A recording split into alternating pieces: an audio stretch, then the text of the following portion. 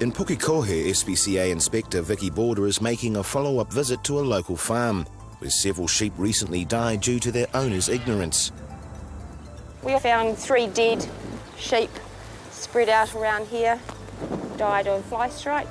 Fly strike is a horrible disease that causes sheep to get very sick, before sometimes dying of ammonia toxicity produced by maggots.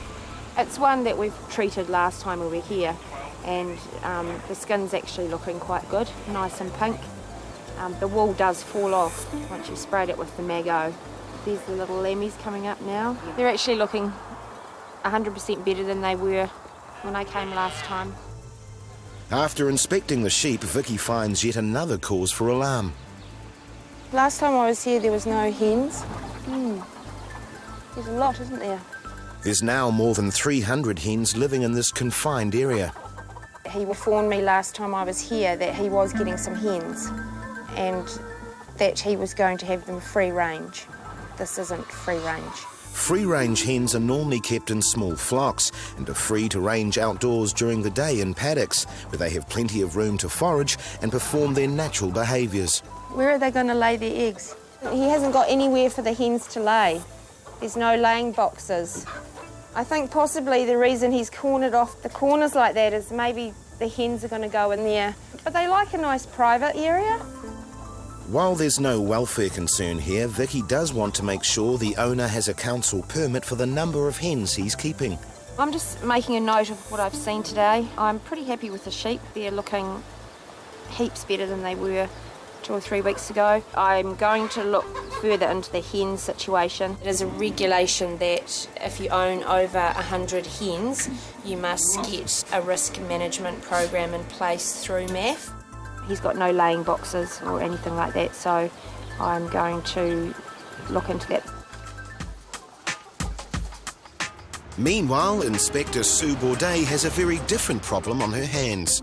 We've had a call about some abandoned puppies, I think over here somewhere, so we'll just go and see if we can find them. I can see them. Oh my goodness. Oh, there we go. They're not in a box. Okay, let's go and have a look at these poor little things. Hey, puppies! Unfortunately, this is a common sight for Auckland SPCA inspectors, who rescue or receive up to 18,000 abandoned animals every year. They're in quite good condition. They're probably about 4 weeks old. Well, somebody left some food with them, so that could either be the person that dumped them or a passerby, perhaps, but I'd say it was probably the person that dumped them. Sue's first concern is to check they're healthy, and soon discovers one is injured. Have you got a sore leg? We do. We have an old fracture by the looks of it, maybe. Yeah, no, this one's got a poorly leg. Hey, sweetie. Hey. It's not the first time puppies have been found in this vicinity. In fact, according to one of the locals, it's becoming a regular occurrence. It's usually injured dogs we find dumped down here somewhere. Do you? It's quite a popular little dumping ground, is it? Just fun. I know, yeah. I have picked up puppies park. from that other park, actually. Poor little things, aren't you, hey? Not a good start to life, is it? No. The SPCA's job is also one of ongoing education. Often these situations arise out of sheer public ignorance of the organisation's role. People didn't want puppies. They can bring them into us, they can call us. From here down to the village. There's vet clinics all over the place. But this just seems to be an easier option. Oh, sweetie, sorry. The fate of these young pups will depend on their ability to survive without their mother. A few minutes later, Sue's back at base. Okay, I'm just going to go and pop them in dog ward, and then they'll all get vet checked at vetting. The purpose of the vet check is to test their medical condition and determine the age of the pups, which will be crucial to deciding their fate. A puppy that is taken from its mother too early may never learn the survival skills it needs for a long and healthy life. Sometimes inspectors encounter some very unusual sights, and today Kevin Plowright has been called to investigate the plight of a hedgehog that's got itself into a tangle. I think I'll need my gloves for this one. Though there is one other slight complication. Oh, it's had babies. Yeah. Oh, my God. Got 3 of them. Giving birth in the net. That was a bad place to have the babies, I wasn't know. it? You can cut the net. Okay, that'll be good actually. I think we'll do that one. Never done the home delivery with a hedgehog before, so that's a first. I have heard of the hedgehogs getting caught in the fish nets before. Being a nocturnal animal, this hedgehog won't have enjoyed being in the sun for more than 3 days. What they do, they curl up in a ball when they're feeling a little bit panicked, and that's what she's doing. She's sort of just in a ball shape, but we'll cut the net away and then we'll work on getting the net off her. The hedgehog was first discovered by kids, who then told their dad. They said that the hedgehog's got a baby, and I walked out and had a look. I seen them on the road getting squashed. An increase in road traffic is just one of the reasons hedgehogs are in danger of extinction. Another is urban sprawl. Though for this family at least, their ordeal is almost over. Yeah, they look fine, look nice and healthy. While they're generally quite harmless, they do pose a minor threat to humans, as some carry a fungus which can cause acute dermatitis. When they curl up with the net. And it's all sort of tucked in there. By brushing the prickles backwards, you encourage them to uncurl. Kevin's pleased he's been able to save the day. After all, hedgehogs have an important role to play when it comes to gardening, as they keep slugs, snails and insects to a minimum. That's her, she'll still stay curled up because there's a lot going on. So what I might do, seeing she's been in there for a few days, she's probably going to be dehydrated and a little bit stressed out, so I'll take her with me and we'll get her checked out. Next stop is Lynn McDonald, a member of the SPCA's Birdwing, who has a lot of experience with hedgehogs. And given that weaning occurs at around 40 days, it's important this family stays together. Hi Lynn, how's it going? Hiya. Got a What have you got? little bundle of prickles in here for you. Okay. It's a mum, and it's got 3 little babies in here too. Oh, goodness. Have they been touched by you? They've been tangled in a net, Oh, okay. including the babies. Oh, she's a big girl. She's a big whopper. You have to be careful because if you handle them and disturb the nest, they often eat their own babies. Well, we'll give it a go. Put her in the cage and see if she'll bond with the babies and feed them and look after them. Hopefully she'll just start feeding them and accept this as home for the time being. She still could eat them. It's really hard to know for sure, but if she's a good mum, she won't. She'll get used to the cage and they'll be fine, so it's really hard to know. Inspector Vicki Border is making yet another visit to this Pukekohe farm, where she's concerned more than 300 hens are being housed without a permit. Hi. How are the chickens? Have you let them out? The living conditions of the hens now meets official regulations, and the owner has given them a large environment to roam in. There's some down there. Are they laying all right? Yeah. The farmer is now leaving the door to the barn open so they can go outside, but the hens are reluctant to come out. Have you got water outside for them when they go outside? Well, you need to do that. And if you put some food out here, they'll come out more because they won't leave their food. Nothing the farmer is doing here is breaking the law, but Vicki believes he could still create a better situation for the hens. The ammonia levels are getting quite high in here. Are you scraping out this and putting new stuff in? Because the urine smells now. Vicki's role here today is one of education, though at this rate she may have to drop in on a regular basis. I think we're having a wee drive down here just to check on things. Back at the Auckland HQ, 2 senior officers from MAF's Canine Operations Unit are on a recruitment drive, and they're looking for any serious prospects to work at the airport. In the past, MAF has been extremely successful with dogs from the SPCA in local pounds, and today it's an 18-month-old lab cross bitch that's caught the attention of officers Alan Willocks and Karen Crosland. The size is important. If we've got dogs that are too big, the job that we do involves a lot of agility with the dogs. They're up on cases and through conveyor belts and things. they can injure themselves, and if they're too small, they can't get up onto the parcels. So we want this is a good sized dog. Good girl, very good.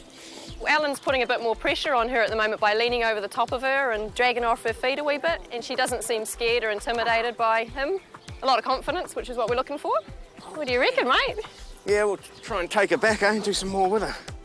The dog was given to the SPCA by the pound in the hope that they'd find her a new home. Now she may have just that, as well as a budding career with MAF. If we take her away from here to somewhere that's a bit noisier, a bit darker or brighter even, she'll be different. So we'll just take her up to the airport and have a look. The lab cross meets the age requirement, being between 1 and 3, to join the Quarantine Dog Detector program. But she'll also have to cope with the unique demands of the job and pass a medical to earn her recruitment. Good girl, very good. And she's walking around the hangar, which has got forklifts moving around, machinery. It's quite noisy in here and smelly. There's lots of different parcels, different smells. She's very confident, quite happy to carry on. Oh, very good. Very good girl. Oh, it's a good girl, very good. Through into the mail centre here. Dog's up on moving trolleys. She's been put up into a cage with no encouragement. Quite happy to jump up there. Tail's up, ears are up. It's not a problem at all. That's a girl. By the time MAF dogs are fully trained, they're able to detect hundreds of different odours. They can even find a single rose petal hidden in an envelope amongst a mailbag of more than 500 letters. Come on. Oh, very good. Very good girl. Then we come to a bin that moves around where they throw the parcels, and quite often the dogs find target odours in those parcels. With very little encouragement at all, she dives into the bin quite happily, and that's great to see. That's fantastic. Very, very few of our operational dogs do that straight away without any encouragement at all. Then we bring her onto these conveyor belts, which is their bread and butter. This is where they work majority of the time. She's quite happy to jump on a moving conveyor belt, not a problem at all. Again, having a dog at eye level sometimes is a bit of a threat to dogs, making eye contact with them. No problems with her. She'll take the dummy. She's actually quite possessive of it, and Alan's having a bit of difficulty getting it off her without, forcing her to let it go, which is great. That's all what we want to see. In fact, it's rare to find a dog that responds as well as she has. Really confident, energetic. I like the way she can calm down, like she can be energetic and off the planet with the dummy, and I have trouble getting it off her. A little bit of sensitivity towards the fork hoist, but we can work on that. Otherwise, we don't get many like this. Not many at all, eh? Really good. Didn't worry about the people, nothing. It's really good. Only 1 in 12 dogs meets the temperament and medical criteria required for this role, so she still has a way to go. But the news isn't so good for the puppies found abandoned in a suburban park. We've just had a check of their teeth and their general demeanour, and the puppies are lucky to be 3 weeks old. We can only foster them out when they're 4 weeks or older. The problem with underage puppies or under 4-week-old puppies is that they become basically too humanised. They don't learn proper dog behaviour, and even though they seem quite chunky and happy now, they don't learn the proper behaviour like from a bitch that teaches them their boundaries, like what's acceptable and what's not, and they tend to become sort of over-dominant problem dogs later on. So unfortunately we're going to have to euthanize them because of that. This is just one of the many difficult predicaments the SPCA faces. Though with a responsible dog owner, this situation could have been avoided. The owner basically, obviously, if they could have kept them on mum for another week or even 2 weeks, ideally puppies should be weaned from 6 weeks or older. They could have brought them in at 6 weeks and we could have rehomed them all. We could have offered to de-sex mum and stop the problem happening again. All it would have taken, as I say, is a couple more weeks, but unfortunately now we have to put down some very cute little puppies because of one owner's stupid decision making.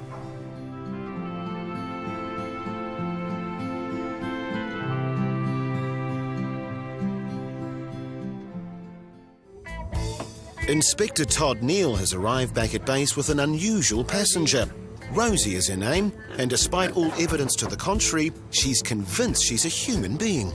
She's been a pet pig all her life and is very people friendly. We had her here for a couple of weeks, but she kept on escaping from our piggery when people would go home, and then would come back the next morning and find her out wandering around looking for people. So we thought she might be better out at a foster home where she could have some one-on-one and that has worked really well with her. She's become very attached to the foster mother that she had, but unfortunately become so attached that she's become quite possessive and hence aggressive of any other animals that come near her. Rosie just thinks that the foster mother is hers and hers only, so unfortunately she's been reluctant to, but she's had to send her back to be a bit fair on her own animals. But Rosie doesn't appear to have the same affection for Todd.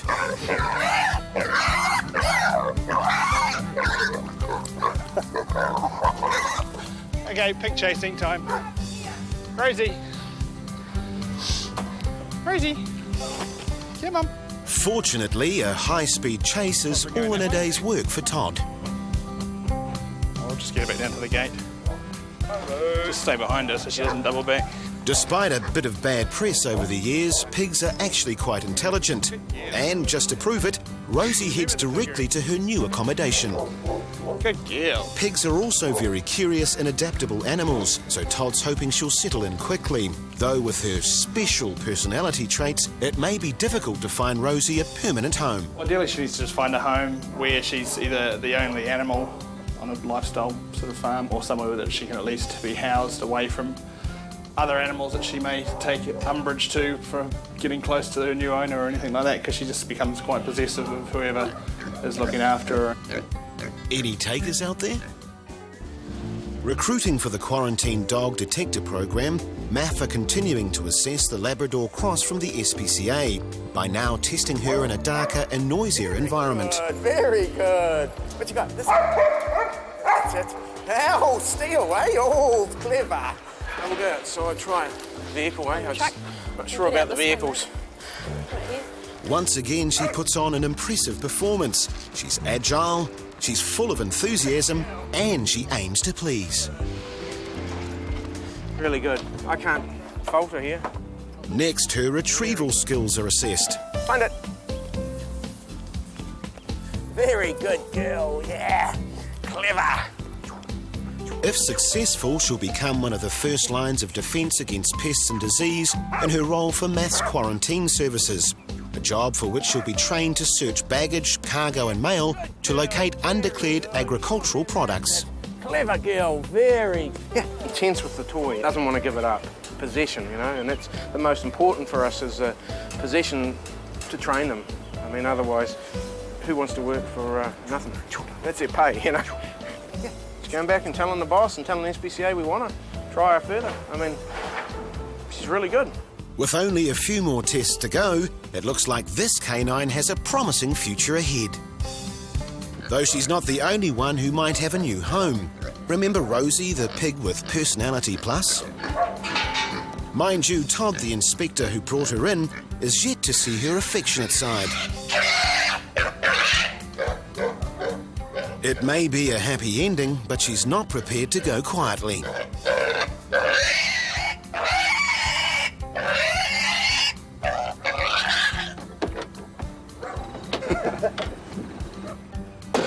What awaits her is pig heaven, a farm with plenty of room and some new friends.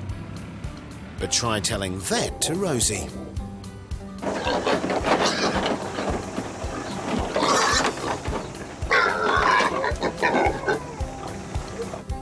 She's got lots of other pig company, so she should get herself sorted out and relearn that she's a pig, not a person.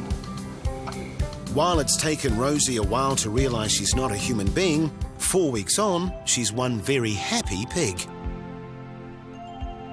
Remember Jodie's cat Fluff and Stuff from last week? The cat broke his leg in 4 places and required specialist surgery. Well, it's good news because he's now on the mend.